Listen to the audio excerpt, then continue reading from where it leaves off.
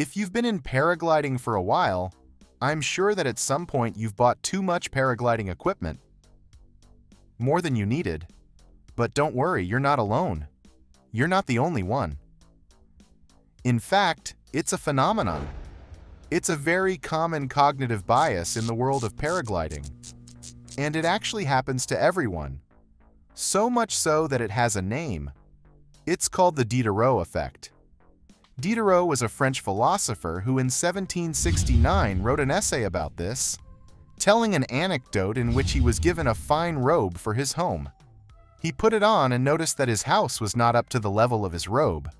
So he started buying some accessories like new curtains, then a carpet. Then he realized that the curtains and the carpet didn't go well with the paint. So he painted his house, renovated his bedroom, renovated his living room, his kitchen, and in the end he spent a fortune. All because of a small impulse, which was the new robe. This can happen to us exactly the same way in paragliding.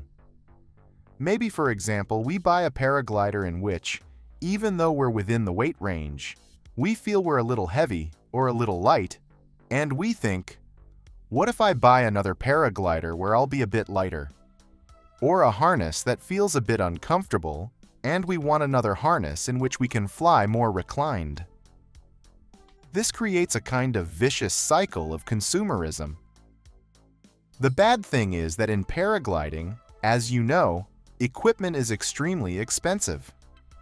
So in this video, I'm going to give you some examples of purchases that you must avoid at all costs to avoid this famous Diderot bias. Different types of gliders. When I started paragliding more than 20 years ago, you only had one paraglider. There was nothing else. If you wanted to do acro, you did acro with that paraglider. If you wanted to go cross-country, you did it with that paraglider.